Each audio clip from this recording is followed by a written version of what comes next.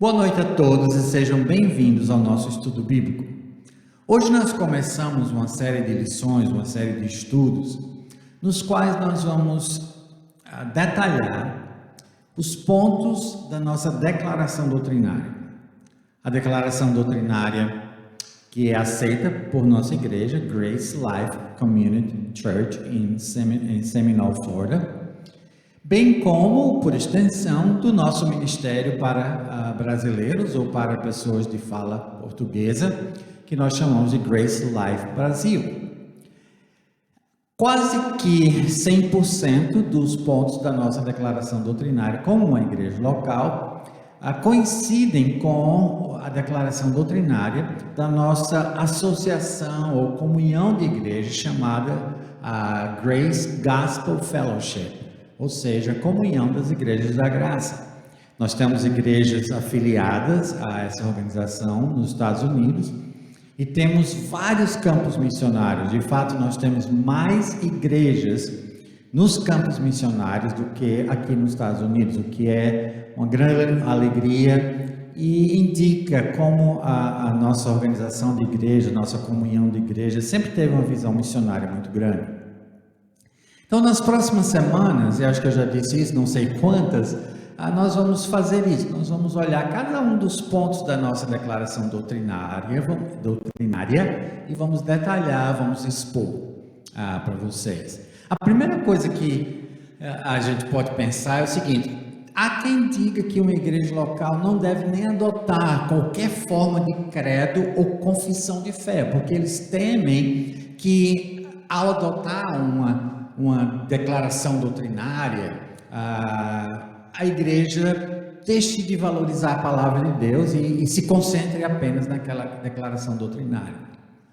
Entretanto, se a gente analisar a história da igreja, nós vamos perceber que desde o início a igreja adotou uma postura que eu chamaria de confessional, que há na palavra de Deus algumas passagens, como 1 Coríntios 15, 3 e 4, que é bem resumidamente o que nós cremos em relação ao Evangelho, ou até mesmo 1 Timóteo 3, 16 e outras passagens em que nós vemos os apóstolos colocando em uma certa ordem certos elementos essenciais que nós cremos. Então, eu creio que nós temos base bíblica para a adoção de uma declaração doutrinária. É claro que uma boa confissão de fé, uma boa declaração doutrinária deve ser baseada nas Escrituras, porque nós cremos que a palavra de Deus, que a Bíblia, é a nossa regra de fé e prática. Uma confissão de fé, ela permite que uma igreja local seja honesta, seja transparente com seus membros e especialmente com seus visitantes, ao delinear de uma forma sucinta, de uma forma resumida e clara o que nós cremos.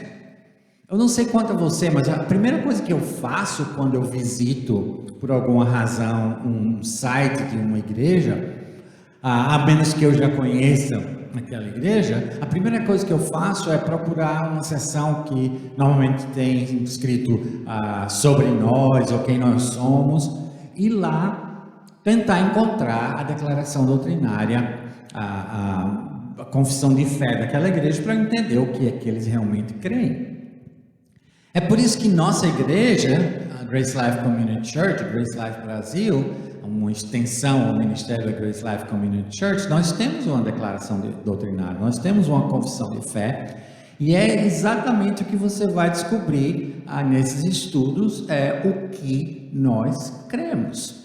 Nossos estudos serão todas as terças-feiras, a menos que haja alguma coisa extraordinária, às 18h30, ou seja, 6h30, no horário do leste dos Estados Unidos, e 2 horas a mais são às 8h30 no horário do Brasil. E nós vamos tentar manter esses estudos curtos, por volta dos 30 minutos no máximo, para que não seja cansativo. Alguns detalhes que eu queria compartilhar com vocês. Primeiro, você vai ter a oportunidade de ter acesso a essas lições, a esses estudos em 2 plataformas: o Facebook da igreja da Grace Life Brasil e o YouTube da Grace Life Community Church, e lá tem uma seção para todos os estudos e mensagens e cultos da Grace Life Brasil. E eu gostaria de encorajar que você utilizasse o bate-papo, a ferramenta de bate-papo no YouTube e a ferramenta de comentário no Facebook e entrasse em contato conosco. Se você tem perguntas, se você tem comentários, e todas as questões, todas as perguntas que chegarem até nós vão ser, ou comentários, vão ser discutidos na semana seguinte. Como eu já disse, o que nós vamos estudar durante essas semanas é o que nós cremos.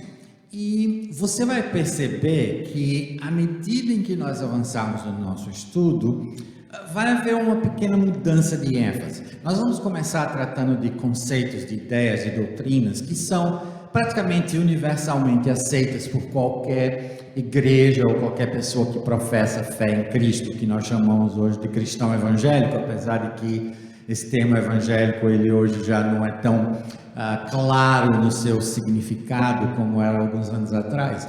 Mas o que eu quero dizer simplesmente é que nós vamos começar tratando de alguns assuntos que são praticamente consenso no meio cristão. E na medida em que nós avançarmos, vai ser como que um funil teológico, e nós vamos começar com verdades bem amplas e aos poucos nós vamos entrar em algumas coisas que são um pouco mais detalhadas e que talvez para alguns de vocês será novidade e que de certa forma nos diferencia da maioria do mundo cristão evangélico em certos pontos doutrinários. E como sempre nós vamos perguntar o que dizem as escrituras, e se eu tratar de um assunto que talvez você nunca tenha ouvido falar, ou que você não concorda, ou que você vem de uma igreja que pensa diferentemente, a minha preocupação vai ser que eu tente demonstrar isso pela palavra de Deus. Então, outra questão que se levanta, e eu ouço isso constantemente, e isso é uma coisa que brasileiros e americanos têm em comum, porque eu já ouvi isso nos dois países. Eu ouço muitas pessoas dizendo: eu não gosto de estudar doutrina. Eu prefiro estudar sobre a vida cristã. E uma das razões que eles não gostam, que essas pessoas afirmam não gostar de estudar doutrina, é porque eles têm a ideia de que doutrina é uma coisa monótona, enjoada, detalhista, quase que você tem que memorizar conceitos ou coisas assim. Então, eles querem que o pastor ou o professor de escola dominical ou líder na igreja ofereça já mastigadinho tudo que eles precisam para viver a vida cristã de uma forma que agrade a Deus, de uma forma vitoriosa. O problema com esse raciocínio é que não existe vida cristã vitoriosa, madura, sem uma sólida base bíblica e teológica e doutrinária. Doutrina é aquilo que nós cremos ou aquilo que nós precisamos crer. E é por isso que em Efésios capítulo 4, o apóstolo Paulo tem essa preocupação que os cristãos de Éfeso, e portanto nós também, não sejamos, como ele diz, como meninos, como crianças, agitados de um lado para outro por qualquer vento de doutrina. Nós temos que estar firmemente, solidamente estabelecidos na palavra de Deus. Então, essa ideia de que doutrina e vida cristã são antagônicas é uma ideia completamente errônea e perigosa para a saúde espiritual das pessoas. Eu não vou prometer, mas eu vou tentar fazer com que esses estudos, apesar de eles serem essencialmente doutrinários, eles se tornem interessantes e que você tenha prazer e alegria em estudar e que você possa também tirar conclusões práticas daquilo que nós vamos estudar. Outra coisa que muitas pessoas questionam, e alguns questionam até a veracidade da palavra de Deus em função disso, é por que há tantas denominações diferentes? Por que as pessoas creem em coisas tão diferentes? Por que é que pessoas que têm a Bíblia, que estudam a Bíblia, chegam a conclusões tão diferentes a respeito de certas doutrinas ou de certos conceitos bíblicos? E isso é inegável. Hoje em dia não se fala mais em centenas de denominações espalhadas pelo mundo, se fala em milhares de denominações diferentes, das mais antigas e tradicionais, como presbiteriano, batista, metodista. As muitas novidades que aparecem, alguns não duram muito tempo, mas não há dúvida que para alguém de fora do mundo cristão evangélico, parece extremamente confuso. Eu não sou essencialmente eu não sou antidenominacionalista, se é que essa palavra existe. Eu acho que as denominações são, no mínimo, um mal necessário e que as diferentes denominações elas oferecem ao Espírito Santo oportunidades diferentes de alcançar pessoas. Tem certas denominações que elas têm um alcance maior de certos grupos na população, na comunidade, do que outras. E como o apóstolo Paulo disse lá aos Filipenses, contanto que Cristo esteja sendo pregado, eu estou feliz, eu quero ter comunhão com esses irmãos, eu não quero viver alienado de outros irmãos que têm um conteúdo doutrinário nas suas convicções diferentes do meu. Então é importante nós mantermos isso em perspectiva e termos uma atitude de compaixão, uma atitude de misericórdia para com aqueles que pensam diferentes de nós. Eu queria oferecer para vocês um recurso. Há alguns anos atrás eu traduzi um livreto que em inglês se chama Bible Truth, a Verdade Bíblica, e eu acho que em português nós publicamos como O que Nós Cremos. Eu gostaria de lhe oferecer isso. Foi escrito por um pastor que é um dos líderes da comunhão de igrejas que nós enquanto vivo, da comunhão de igrejas da qual nossa igreja e eu fazemos parte. Ele é também um dos fundadores do que é hoje a Grace Christian University, a universidade na qual eu estudei há muitos anos atrás. E eu vou colocar o link tanto no Facebook quanto no falando o nome do livro em inglês, tanto no Facebook quanto no YouTube. Vou colocar um link para que você tenha acesso ao conteúdo desse livreto. Eu não vou necessariamente basear as minhas lições no livro, mas ele oferece uma ajuda grande para entender melhor esses pontos que nós vamos trabalhar durante as próximas semanas. Então, é uma alegria muito grande que você esteja participando conosco desses estudos bíblicos. Mais uma vez, eu gostaria de reforçar que eu quero ouvir seus comentários, quero ouvir suas perguntas para que essas lições se tornem o mais relevante possível para vocês. Se você já observou sua própria igreja, a declaração doutrinária ou de outras igrejas, você vai perceber que a maioria, se não todas as declarações doutrinárias, começam com alguma afirmação sobre a Bíblia. Sobre a Bíblia sendo a palavra de Deus, inspirada e regra de fé e prática para as nossas vidas. E, inclusive, a nossa própria declaração doutrinária começa assim. Mas eu gostaria de fazer um pouco diferente. Ao invés de começar com o que nós cremos a respeito da Bíblia, eu gostaria de começar falando sobre o que nós cremos a respeito da salvação. E ao fazer isso, eu faço isso por uma razão que vai soar um pouco herética para alguns de vocês, porque eu acho que o Evangelho, a mensagem de salvação, tem preeminência sobre a Bíblia em certo sentido. O que eu quero dizer com isso? Eu quero dizer que é possível que o Evangelho chegue a alguém sem a Bíblia, sem que a pessoa que ouve o Evangelho tenha acesso físico à Bíblia, a palavra de Deus, porque o Evangelho pode ser transmitido oralmente por alguém, apontando, se é verdade, para o fato de que esse conteúdo é o conteúdo extraído das Escrituras Sagradas, da Bíblia. Mas eu acho que nós precisamos começar a falar com as pessoas sobre a salvação, sobre o que significa ter um relacionamento pessoal com Deus, não necessariamente ao que nós cremos sobre a Bíblia, até porque nesses dias há tanta controvérsia sobre o papel da Bíblia na vida da igreja, coisas dessa natureza. Então eu gosto de começar falando sobre a salvação. De novo eu repito, não que eu não creio na Bíblia, é claro que nós vamos falar sobre a palavra de Deus e qual é o seu valor, sua importância, mas eu quero começar enfatizando ao que a Bíblia tem a dizer sobre a salvação.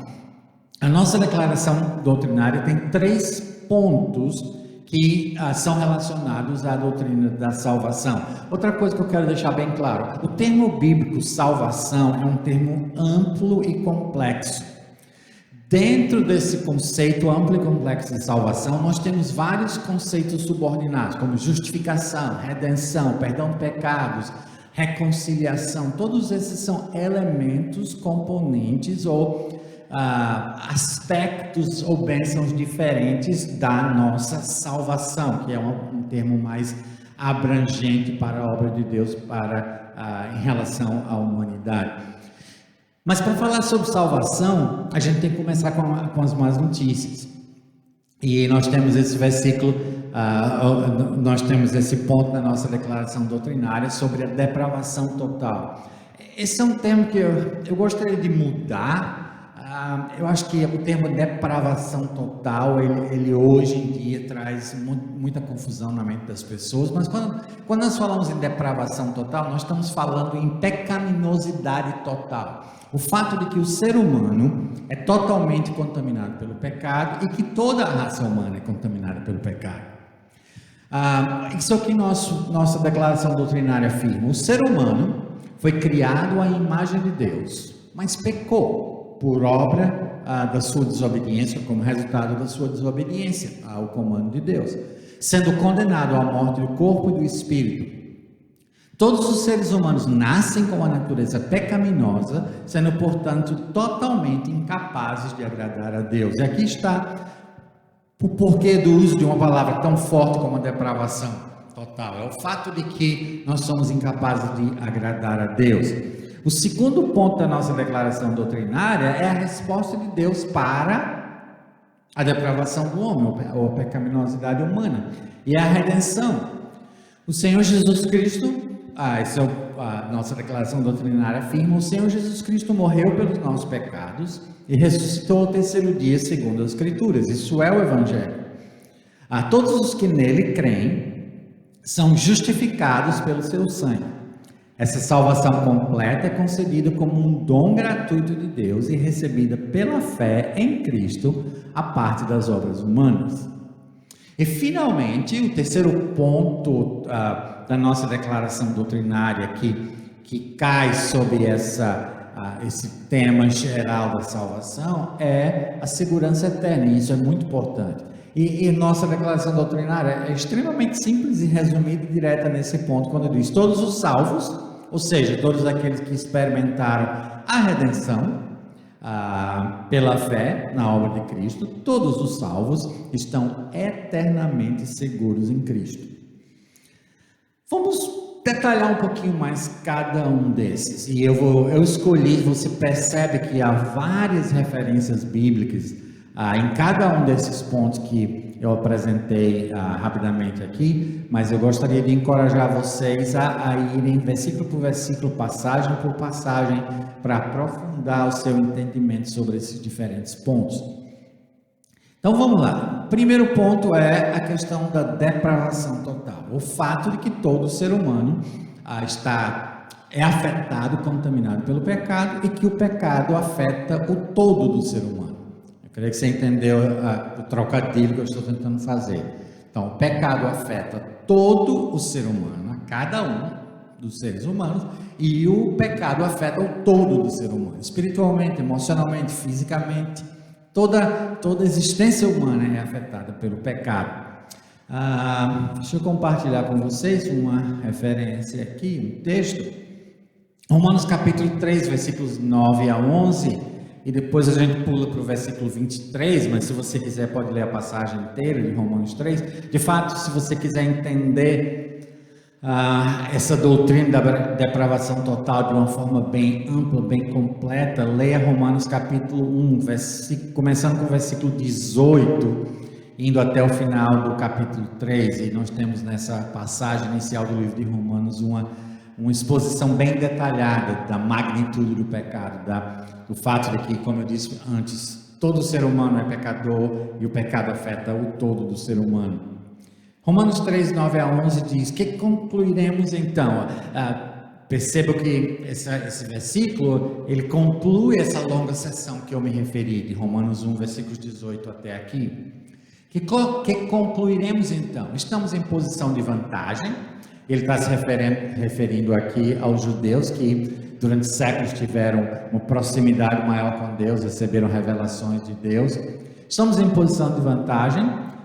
A resposta não, pois já demonstramos que tanto judeus quanto gentios, ou seja, toda a raça humana, que quem não é gentio é judeu, quem não é judeu é gentio, estão debaixo do pecado. Como está escrito, apontando para a escritura do Velho Testamento: não há nenhum justo, nenhum sequer, não há ninguém que entenda, ninguém que busque a Deus. Todos se extraviaram, ou se desviaram, tornaram-se justamente inúteis. Não inúteis no sentido amplo e geral, mas inúteis no sentido espiritual, no sentido de ser capazes de fazer alguma coisa para salvar a si mesmo. Não há ninguém que faça o bem da mesma forma, não absolutamente, mas ninguém que faça o bem quando comparado com a absoluta e total bondade, justiça, retitude, santidade de Deus. Não há nenhum sequer. E Romanos 3:23 resume tudo que ele já tinha dito até aqui sobre a pecaminosidade humana, ou, para usar a linguagem da nossa declaração doutrinária, a depravação humana, quando diz que todos, sem exceção, pecaram e estão destituídos da glória de Deus. Se você quer uma evidência contemporânea, moderna, atual, de que a realidade trágica descrita nesses versículos realmente é verdade, basta abrir o jornal de hoje. Quer dizer, ninguém lê jornal hoje em dia mais, mas seja lá onde você recebe suas notícias, você percebe que há algo essencialmente errado com a história, com o ser humano, e isso é demonstrado através da história. Cada dia da existência humana confirma a realidade da depravação total da humanidade, da pecaminosidade total da salvação. É por isso que é necessário a redenção, é por isso que é necessário a intervenção divina para solucionar esse nosso problema de pecaminosidade. E eu escolhi Romanos 3, versículos 24 a 28, dentre as referências que estão lá na nossa declaração doutrinária, para a gente aprofundar um pouquinho mais sobre a providência de Deus, ou a resposta de Deus para o drama da pecaminosidade humana. Romanos capítulo 3, versículos 24 a 28, nós lemos: sendo justificados, é um outro termo que faz parte desse conceito geral de salvação. Justificar significa considerar justo. Deus olha para mim, para você, se nós estamos em Cristo, e Ele nos vê como se nós nunca tivéssemos pecado, porque a justiça, a retidão de Jesus nos são atribuídas. Sendo justificados gratuitamente por sua graça. E aqui parece até uma redundância, mas não é, é ênfase, é para mostrar que a salvação é totalmente uma obra de Deus. Sendo justificados gratuitamente por sua graça, por meio da redenção que há em Cristo Jesus, o que é possível por causa de Cristo Jesus. Deus o ofereceu a Jesus como sacrifício para propiciação, como nosso substituto, mediante a fé, pelo seu sangue, demonstrando a sua justiça. Em sua tolerância, ou paciência, como algumas versões traduzem, a Deus havia deixado impunes os pecados anteriormente cometidos, mas no presente demonstrou a sua justiça, e esse é um dos versículos mais maravilhosos, mais descritivos da perfeição da natureza de Deus. Eu vou explicar o que eu quero dizer com isso. Ele demonstrou a sua justiça, a fim de ser justo e justificador daquele que tem fé em Jesus. Versículo 27, 28, para concluir, depois eu volto para aquela ideia lá no versículo 26. Onde está então o motivo de vanglória? Ou seja, pode o homem dizer: fui eu que salvei a mim mesmo? A resposta é não. Efésios 2, 8 e 9, nós somos salvos pela graça por meio da fé. Isso não vem de nós e não é pelas obras. Onde está então o motivo de vanglória? Está excluído, está fora. Baseado em que princípio? Na obediência à lei? Não, no princípio da fé. Pois sustentamos que o homem, o ser humano, é justificado pela fé, independentemente ou independente da obediência à lei. Como eu estava dizendo, a frase-chave de toda essa argumentação do apóstolo Paulo aqui sobre a providência de Deus para a nossa salvação é o versículo 26, quando ele diz que Deus demonstrou a sua justiça, a fim de ser justo e justificador daquele que tem fé em Jesus. Pense bem, Deus é justo, Deus é puro, Deus é santo, Deus não pode nem ver a iniquidade, Deus não tem qualquer mistura com qualquer coisa que seja relacionada ao pecado. E como é que Ele pode permitir eu e você entrar no céu se nós somos pecadores? A resposta é a substituição, a resposta é que Jesus tomou sobre si os nossos pecados, e hoje então, pela graça, por meio da fé, quando eu deposito a minha confiança em quem Jesus é e no que Ele fez, Deus pode, sem abrir mão da sua justiça, Ele pode me justificar. E assim, Ele mantém-se justo, ao mesmo tempo que Ele, em Cristo Jesus, é o justificador daquele que tem fé em Jesus. Que negócio maravilhoso, que negócio vantajoso para mim e para você, como 2 Coríntios 5:21 fala. Aquele que não conheceu o pecado, Deus o fez pecado por nós, para que nele nós fôssemos feitos justiça de Deus. Nossa culpa, nosso pecado, nossa morte, nossa alienação, separação, tudo aquilo que era nosso por direito, por causa do nosso pecado, Jesus levou sobre si. E agora Deus pode nos conceder tudo aquilo que nós jamais poderíamos alcançar e que nos pertence em Cristo Jesus. Como consequência dessa forma ou desse plano, desse projeto divino da salvação, nós podemos afirmar o terceiro ponto, o terceiro elemento da nossa declaração doutrinária, que é a nossa segurança em Cristo. O fato de que em Cristo nós estamos plenamente seguros.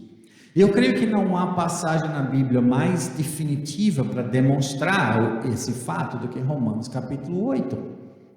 Romanos capítulo 8, versículo 1, por exemplo. Portanto, agora já não há condenação para os que estão em Cristo Jesus.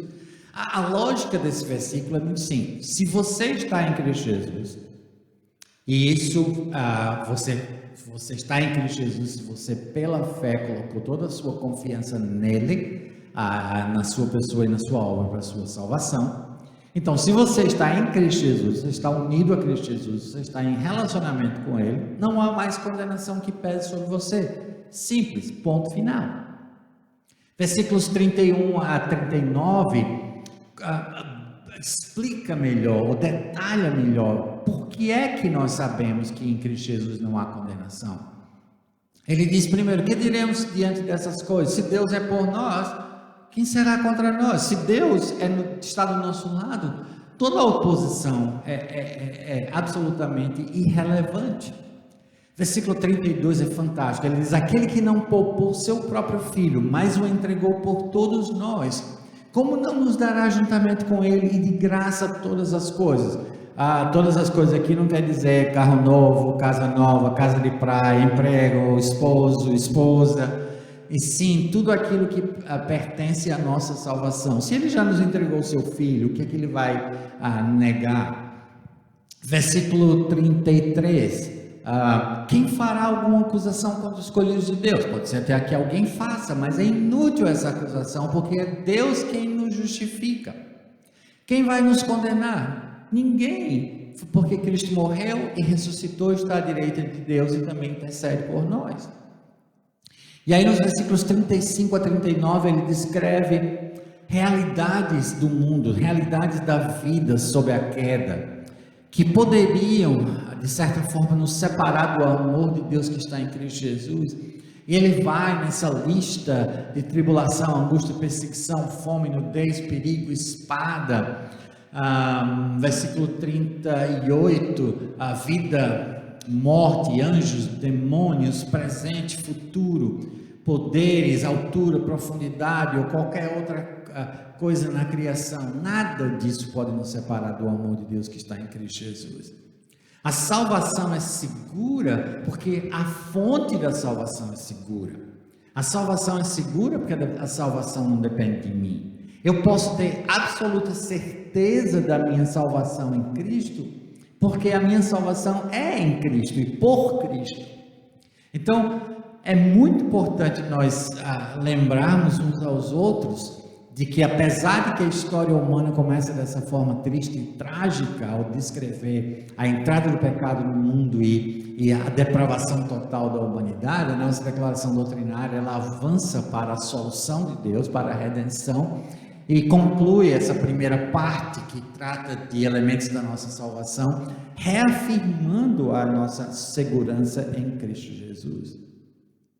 Como eu disse, eu não quero prolongar muito essas lições, essa está mais ou menos uns 30 minutos, talvez até menos em algumas lições, mas eu gostaria de encorajar você a voltar a assistir esse vídeo outras vezes e ler as passagens como estão apresentadas aí nos gráficos, e também usar os instrumentos de comunicação com a gente pelo Facebook e pelo YouTube, para que, se você tiver dúvidas ou comentários, a gente possa tratar disso. Que Deus abençoe vocês ricamente hoje, que Ele lhe dê um final de noite tranquilo, uma boa noite de descanso, nos preparando para o dia de amanhã, cuidando de nós, nos protegendo, nos guardando até aquele dia glorioso em que nós vamos estar todos juntos. Que o Senhor abençoe cada um de vocês ricamente.